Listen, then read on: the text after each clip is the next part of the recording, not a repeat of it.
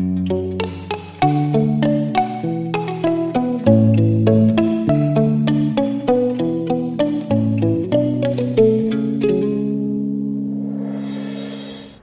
you live or work in Burbank, you've probably driven by the Point, one of the newest and by all accounts one of the nicest looking buildings in Burbank. It's 14 stories tall and offers more than 480,000 square feet of office space. It's certainly one of the largest buildings in the city, largest one we ever built, and we opened it 100% vacant. Jeffrey Worthe's real estate company manages the property that was built by Chrismar Construction, a company that's part of an established team with Worthe and Worthe's father-in-law of M. David Paul and Associates. They provide a seamless process for acquiring property, designing it, building it, and managing it. M. David Paul gave birth to his first Burbank building in the 1970s. That number now stands at 8. The property for the Point was bought in 2005. Construction began in the booming 2007 economy, but it opened in mid-2009 as the recession hit hard. You know, we opened our Central Park building in 1984 when the market wasn't great. We opened our Pinnacle building in 2001 when the market wasn't great. We're committed to these buildings in this city, so we just see our way through it. And now, fortunately, we're 70% leased in this building here. With a great roster of tenants. Some of those tenants are DC Comics, Legendary Pictures that has produced such movies as The Hangover, The Dark Knight Rises, and later this year, Godzilla. And there's Fremantle Media, a London-based international company that produces, among other television shows, American Idol, The X Factor, The Biggest Loser, and America's Got Talent. And if Fremantle is big and international, KCET Link is big and local. After selling its Sunset Boulevard studios, where it was headquartered for more than 40 years, KCET was one of the first tenants to move into the Point 2 years ago, taking up 2 floors. KCET is now independent, having left PBS in 2011 due to a 40% increase in dues paid to PBS that totaled in the millions. So much of television is changing anyway, the last 5 years, the last 10 years, and in the next 5 years, but these stations are not going to be able to make it with the due structure that PBS requires from them. And we're trying to be ahead of that curve. We've been a leader in that. We're now America's largest independent public television station. And again, that's why all these stations call us going, we're interested in what you're doing and how are you sustaining it, because we'd like to copy this.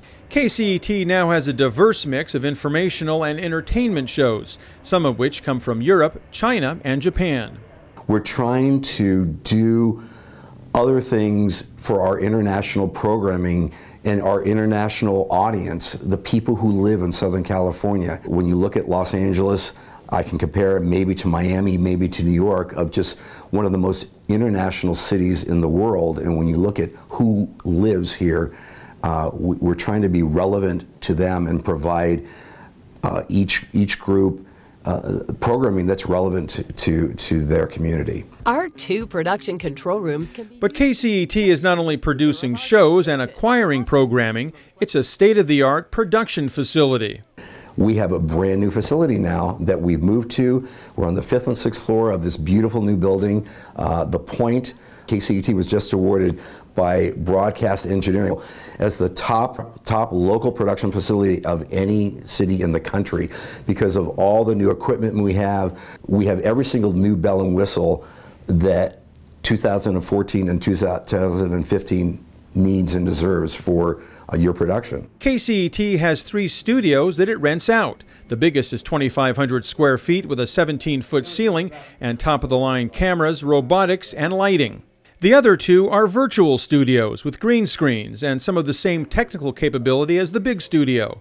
From Fox to FX to syndicated shows, Mazur says the facility is building a growing list of clients.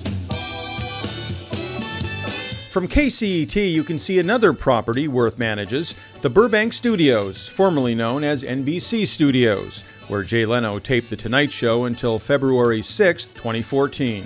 Unfortunately, 164 odd jobs went with it, and I was just over there. They're clean. They're just taking everything out of the stage now. But we'll find another show to come in. I don't know if we'll find one ever as great as The Tonight Show. I think Jay was a great part of his community and still is. But we're going to try our best to get somebody who'll try to step into the shoes that that he filled very well here. I think the economy is improving. People are starting to make decisions to move again. People are starting to make decisions to grow again. So as all things point in the right direction, Worthe remains optimistic, attributing much of it to location, location, location.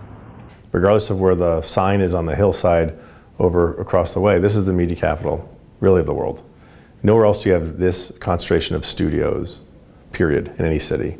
And that's what draws people to this location. You know, people want to be in the middle of that.